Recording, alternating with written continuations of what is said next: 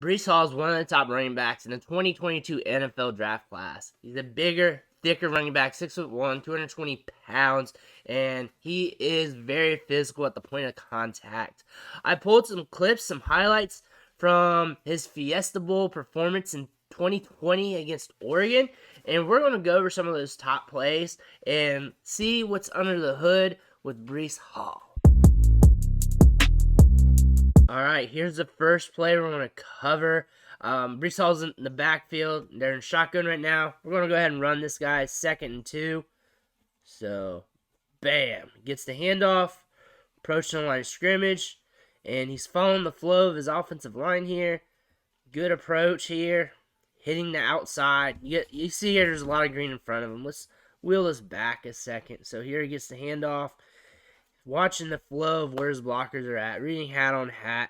The outside is open. He's going to be taking that. Bam. Right here, we got a hole open. We're going to hit that play button. Right there, you get a little bit of taste of the burst. A little bit. A tiny bit of it. And one thing I can tell you is he does not have elite level burst. He just doesn't have it. He has some burst. But you see it right there. You see it right there on that play.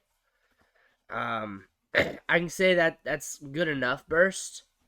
It's not dog shit slow, but it's not what we saw from Jonathan Taylor against the Patriots last night. That's not that. That's not that kind of burst. It's not that kind of top end speed. He's fast enough to get the job done. He's fast enough to grind out carries between the tackles. That's one thing I want to look at with you guys. And the thing is, that's a common theme with these top running backs. You're not going to get elite level speed. You're not going to get elite level burst from them. You see that from the tape. Breece Hall does do a lot of different things on tape that will allow him to excel on the field at the next level. This is the first thing you want to point out is, like right there, is speed and burst when you look at these two running backs. On the play, let's try and keep this a little bit more positive. So he gets the handoff. Good approach. Everything's flowing pretty quickly with him. It's not like he's taking any extra moments, milliseconds to make his decision. It's pretty much in the flow. Everything's natural, reading the line of scrimmage of what's happening and seeing the whole. No extra stutter steps or anything like that. You can watch his head. It's not looking around like it's all dazed and confused. He knows where to go to the football. He has a quick read, and he gets to the outside quickly. It's also ran that way. You can kind of tell by the way the flow of the line is and everything else. Hits the outside, and the rest of it is just getting to his spot, getting to the end zone before everyone else. Again, it's a good play on Breece Hall, but I really want to show you the burst, the speed, and I'll show you some more clips, whether it's today's video or another Breece Hall video down the line, because we're going to be covering him a lot. But he's not the perfect running back. He is very good, though. He is a very good running back. He's just not perfect. So last clip, I said there are ways that he can win on the field. One thing he can win on the field is how he delivers the boom at the point of contact. And this dude can generate some power, and he can get very stiff when he delivers that blow. And we see it on this run here. Gets in the hole, and watch him get lower than the DB and pops him back. We don't have sound on here on this clip, but when you play it, pop, boom, right up there. And that just allows him to fall forward at the point of contact. That's going to help him in the short yardage and goal line situations. Just him being able to find that little crease, bam, hit the hole. And then one thing you do see here is a little bit of burst coming through there, but he's just physical. He is just very gangster at the point of contact. That's something I like to see from my running backs. Also, he's good. He's very decisive on his approach to the line of scrimmage, because once he sees the hole, boom, he goes through it. There's no dilly-dallying around or anything like that.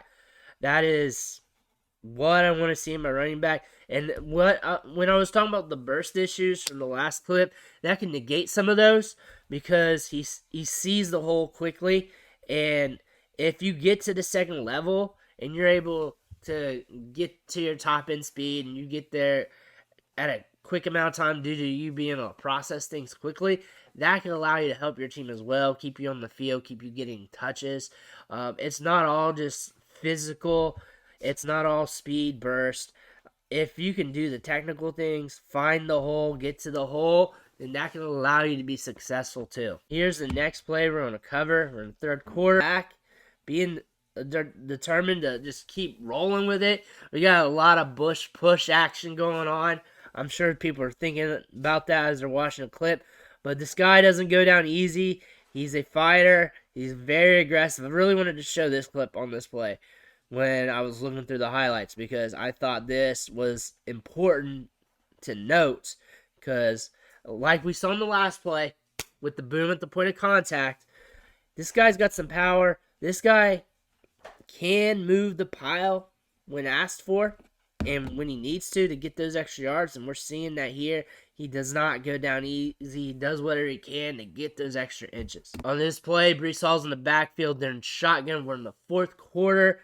Let's go ahead and run this play. He's going to get the carry, approaching the line of scrimmage, and he's going to be following his block right here. He's going to be following 89 through this crease. He's going to follow that. Bam! We created that crease. He gets through it, and now he's running in the second level of the defense and hitting that green. One thing you see is him dropping the shoulder onto zero. Pow! Falls forward. One thing you want to look at here, bam, the burst. I mean, it's good enough. I know that first clip, I seemed a little critical, but he is good enough. He does have good enough burst. He has good enough speed. He's just not top tier. That's one thing we got to think about when we're looking at these players. What's top tier, what's not? What's good enough, what's not? What can get the job done, what doesn't? And then also, like, does this guy have the intangibles, the basic intangibles, the vision, which we see on this play? Patience, him following his block, him making the reads, and then the prior plays, we saw him hit the hole pretty quick. I get it. We've only seen a couple clips, so it's hard to get a full view of what he can do. I also have another film study or two on the channel that you can check out on Breece Hall, but he is very nuanced when it comes to reading the hole, going towards the line of scrimmage. The burst right here is good enough. You see that right there. It's good enough. Is he the most burstiest back? Is he going to have 90th percentile burst score? No. It's just not going to be there. But the speed and burst it's enough to get the job done, and he packs a lot of power at the point of contact. He falls forward. He can also catch the ball in the backfield. But one thing you want to think about this guy is that he is a full 3-down feature back. He can do everything. Catch the ball in the backfield, pass block, run between the tackles, get you the short yardage, and that's what NFL teams are going to be looking for. He's going to get the draft capital possibly because of that, and that could really or potentially equate to more touches over time.